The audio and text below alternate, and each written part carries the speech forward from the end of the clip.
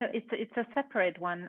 It's a totally different aspect of the human rights protection system. So the council is really the intergovernmental part, and then there is these 9 core human rights treaties that have all created a monitoring body, and there is a separate branch, that the treaty bodies branch, that supports these mechanisms. And one section of it deals with these individual communication, and that's where I am working with my team. So perhaps I can situate the whole procedures historically, how it evolved and how it was created. So it was really, I mean, we all know it was the horrors of the Second World War that kind of united the international community behind this objective to better protect human rights. And as we are about to commemorate the Human Rights Day, 10th of December, that marks really the adoption of the Universal Declaration of Human Rights. And at the very same time already, states had also agreed they would establish or draft legally binding documents, human rights treaties, and this is the foundation, so to say, of this human rights treaty body system and of the human rights protection system overall. And in that aspect, most of the treaties provide the individuals the opportunity to seize an international instance directly, so without the interposition of their state, and to claim their human rights. So that's still quite groundbreaking that they have this direct avenue to the UN or to international bodies to claim their rights. And I think it's also really an expression of the spirit of the charter that starts with we the people. So it's really the peoples that we serve, and they come to us to claim their human rights.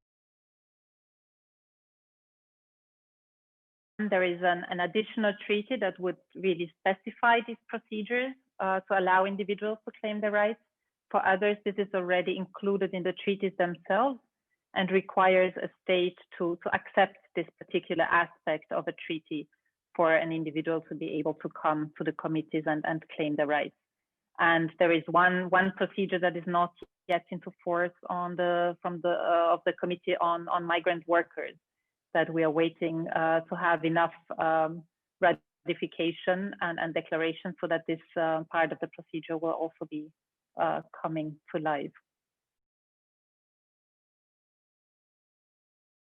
So now we currently we receive thousands, and of course it's progressing. So the more treaties we have, the more applications we get, and also the better known the system is, the more claims we receive.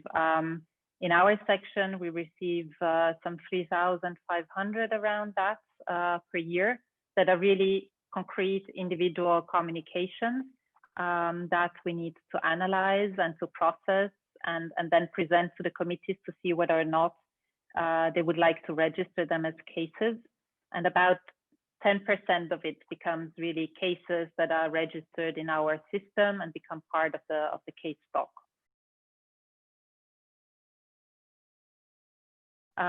Of course, we have at OHHR, we have field presences and colleagues that work directly with other parts of the UN in the field, and they do some outreach. Of course, for us, we as a section, we try to train lawyers on the specific procedures or authorities in countries, and to do that outreach through that.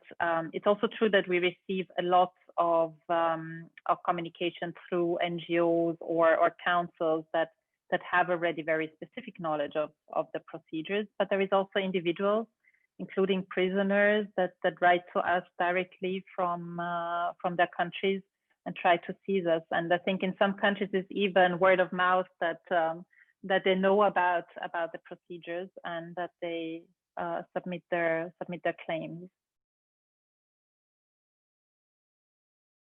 Of course, there is the bigger NGOs who provide a lot of assistance also to victims. And it's true that for victims, the procedures are not, we are not courts.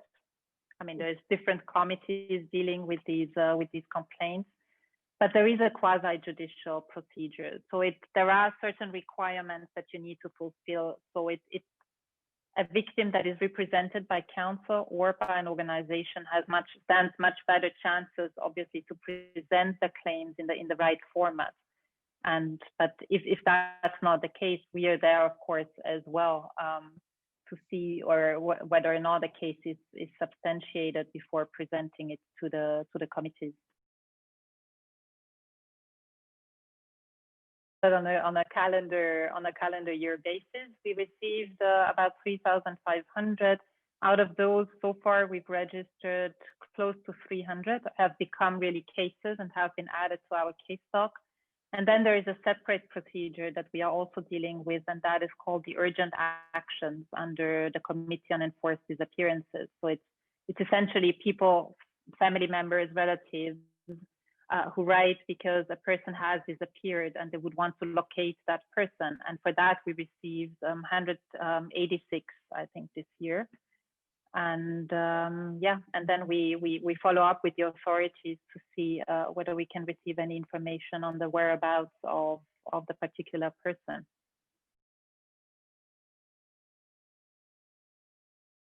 This Convention on Enforced Disappearance is very specific. So it's about when the convention entered into force. So it is not sort of retroactive, and it's one of the very, very young and very recent conventions. But for other conventions, it depends on whether you can establish this link and say that this violation has been ongoing. It will very much depend on the specifics of a case. Well, as you can imagine, I mean, one of our big challenges, of course, is the huge volume that we deal with and the small team that we have. So far we are very paper-based procedure, and gradually I think we need to shift to a more digital approach. We need to have more digital case management systems, and I mean, we have that vision of becoming a fully digital procedure, but there is a long way to go until we get there. But I think that's how we see it. As the procedures become better known, we will receive even more cases. So we will always kind of be behind of what we are supposed to process. And you know, if the delays are too long, it's really it's justice delayed, it's justice denied as well. So we have a certain obligation towards the victims to ensure that this is being treated effectively and timely.